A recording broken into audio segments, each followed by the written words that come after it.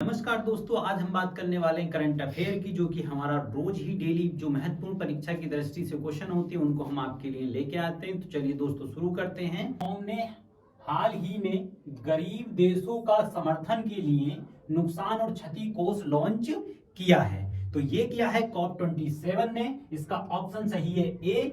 इसमें क्या है दोस्तों, और जान लेते हैं इसके बारे में कुछ।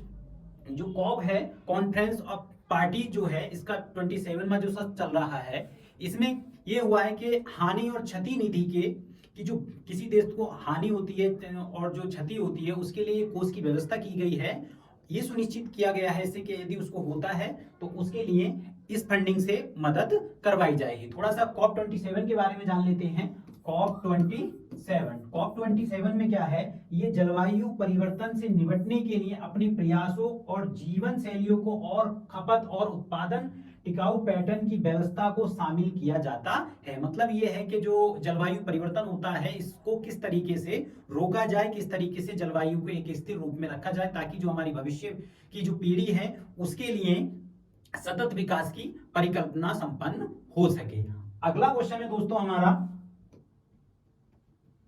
कि पूर्वोत्तर के पहले यूनानी चिकित्सा क्षेत्रीय केंद्र का उद्घाटन हाल ही में कहां किया गया है। तो इसका सही आंसर है सिलचर। विकल्प ए सही है। सिलचर के असम के सिलचर में पूर्वोत्तर के पहले यूनानी चिकित्सा क्षेत्र में इसका उद्घाटन किया गया है, जो कि केंद्रीय जो आयुष मंत्री हैं सर्बानंद सोनोवाल ने 20 नवंबर 2022 को सिलचर के असम के क्षेत्रीय यूनानी चिकित्सा जो अनुसंधान केंद्र है वहां पे इसका उद्घाटन किया है।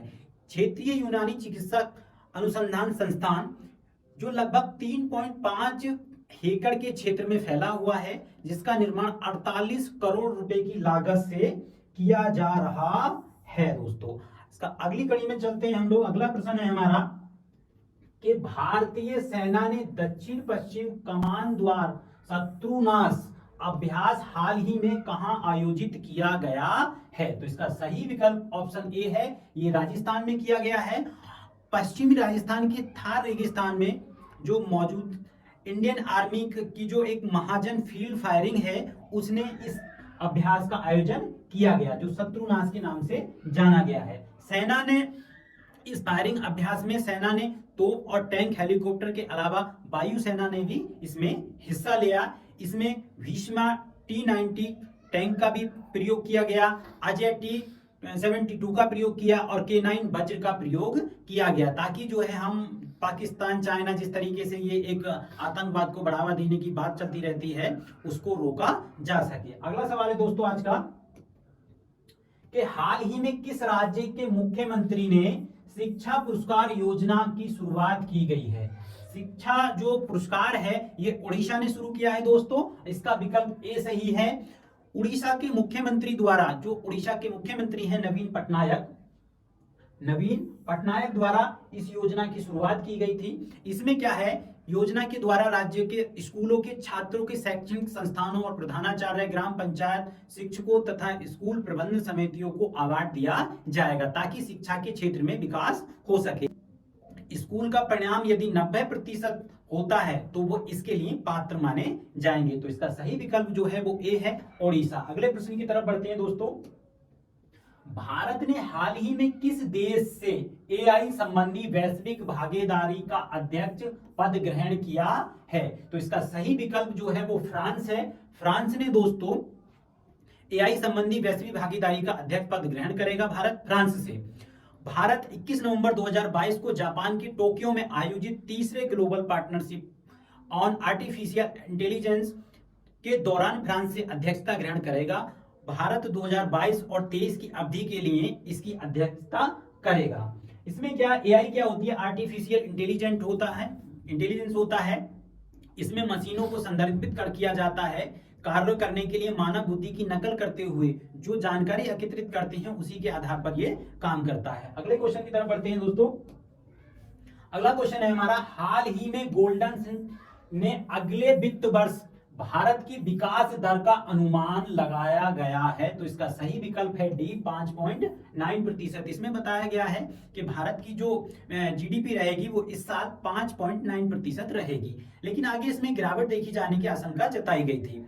साल 2023 में भारत की आर्थिक विकास दर 5.9% रहने का अनुमान इसमें बताया गया है, जबकि इससे पहले ब्रोकरेज कंपनी की इंडियन इकोनॉमी ने 6.9% की दर से जीडीपी की तरक्की का अनुमान लगाया था। आगे बढ़ते हैं। अगला क्वेश्चन है, किस संस्थान ने handbook of statistics on Indian states 21-22 के लिए एक रिपोर्ट जारी करी। इसके अनुसार कर्नाटक में ग्रिड इंटरेक्टिव रिन्यूएबल पावर की कुल उत्पादक क्षमता सबसे अधिक रहने की इसने बात की गई है। आगे बढ़ते हैं दोस्तों अगले क्वेश्चन में।